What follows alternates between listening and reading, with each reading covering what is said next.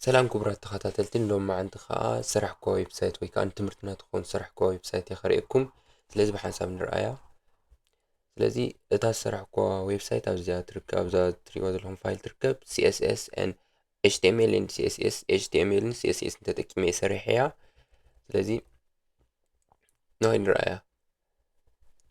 so that start from here digital library هم تريوز لهم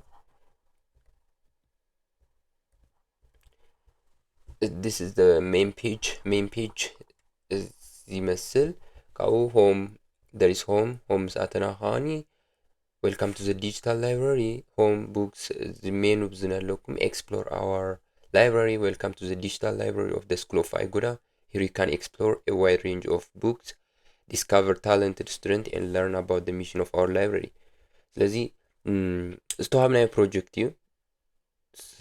ዝኾነ ኣርስቲ ኢልኩም ስርሑ ዝተባሃልናይ ስለዚ ኣነ ኻ ዲጂታል ላይብረሪ መርፀ ንዓ ክሰርሕ ወሲነ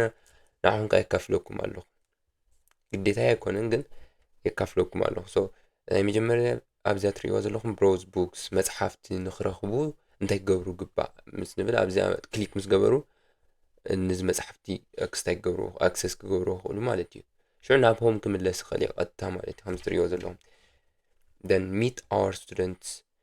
እቶም ተምሃሮ ንኽረኽቦም ከዓኒ ኣብዚኣ ክሊክ ይገብሩ ሽዑ ናይቶም ተምሃሮ ፕሮፋይል ኣብዚ ነለኩም ከም ዝትሪእዎ ኩሉ ናተይ ኣብዚኣ ነለትኩም ሶ ከም ዝትሪእዎ ዘለኹም ኣብዚ ናተይ ኢንፎርሜሽን ኩሉ ኣሎ ኢትስ ና ፋንክሽናል ክሳብ ሕጂ ፋንክሽናል ስለዚ ኮነት ጃቫስክሪፕት ተጠቂመ ፋንክሽናል ክገብሮ ዝኽእል ንሕጂ ግን እቲ ፍሮንት ፔጅ ወይ ከዓ እቲ ናይ ቅድሚት ዝበሃል ስለ ዝኾነ ከም ዝትሪእዎ ምስሊ ጥራይ ማለት እዩ ስለዚ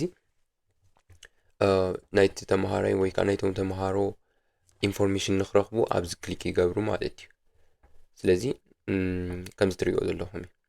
በእምነት ጸጋለም BM favorite subject chemistry maths CTE grade 11 interest technology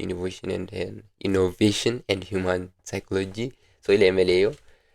then books ምስኣተና ከም ዝረኣኩሞ book select ክገብሩ ይኽእሉ እዮም like this is front end ማለት ማለት እዩ እቲ ናይ ቅድሚት ፔጅ ጥራይ ምስራሕ ማለት እዩ ስለዚ it hasn't any database የብሉን database ማለት ስቶር ዝገብር እቲ ዳታ ናይ ሰባት ዳታ ወይ ከዓኒ ብዛዕባ እዚ መፅሓፍቲ ኩሉ ዳታ ስቶር ዝገብር የብለይን ማለት እዩ እሱ ይሰርሐኮን ዘለኹ ከምኡውን ባክ ኤንድ ወይ ከዓኒ ኮሚኒኬት ዝገብር እቲ ዳታቤዝ ምስ ኮሚኒኬት ዝገብሮ ክገብር ከም ዝኽእል ዝገብር ላንጉጅ እሱ ኣይተጠቀምኩን ማለት this is front end only HTML CSS ማለት እዩ about us ተልና ሃኒ about us ብዛዕባ ትምህርቲ ወይ ከዓ ብዛዕባ ተምሃሮ ዲስካቨር ክገብር ዝደሊ ከዓ ኣብዚኣ about us ክሊክ ምስ ገበረ ከም ዝመስል ፔጅ ይመፀሉ ማለት እዩ welcome to the school of Aiguda digital library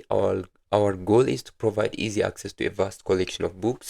research materials and educational resource we believe that knowledge power and our library serves as a gateway to learning and then discover you see ፎቶ ብዝነለኩም ናይ ትምህርቲ ናይ እዚ ፎቶ ከም ዝትሪእዎ ዘለኹም ኩዕሾ እንዳተፃወቱ እዩ እዚ 12 ክፍልን 11 ማለት እዩ ንሕና ኢና and then ኣነ ኣብዚ ነለኹም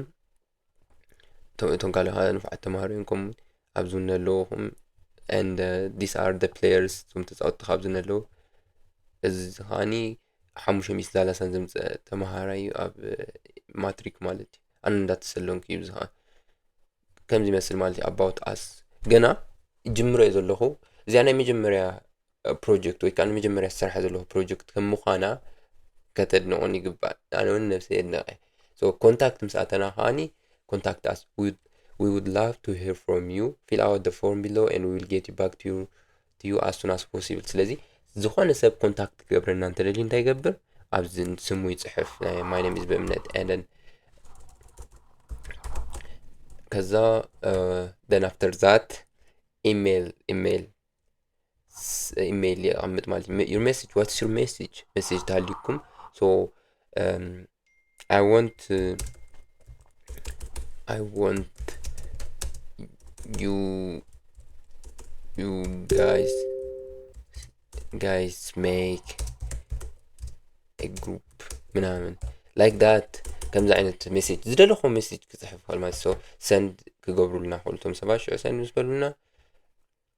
ናባና ይመጽእ ዳታቤዝ ክነእትወሉ ሽግር የብሉን ቀሲልና ክንገብሮ ንኽእል ደን ስቱደንትስ እንተልና ኸዓኒ ናይ ስቱደንት our students ናቶም ዳታ ከም ዝመጽእ ዓንቶ የርእየኩም ነይረ ከምዚ ይመስል ማለት ስለዚ this is the website I made ታዝ ዝሰርሕኳ ዌብሳይት እዚኣ ትመስል I know ዓብ ነገር ዘይክኾን ይኽእል ግን ከም መጀመርያ ምዃኑ መጠን ፈትያዩ ኣለኹ ወይ ከዓ ደስ ኢሉኒ ንዓይ ስለዚ ንስኹም ከዓ ንዓይ ንምትብባዕ ላይክ ግበሩ ሳብስክራይብ ግበሩ ሼር ግበሩ ከምኡውን ኣብ ቀጻሊ ምስተፈለየ ስራሕ ወይ ከዓ ዌብሳይት ሰሪሐ ክመፀኩም ማለት እዩ ስለዚ ይቐኒየለይ ነዚ ይመስል እታ ዝሰራሕኳ ዌብሳይት እዚኣ ትመስል ቴንክ ዩ ሶ ማች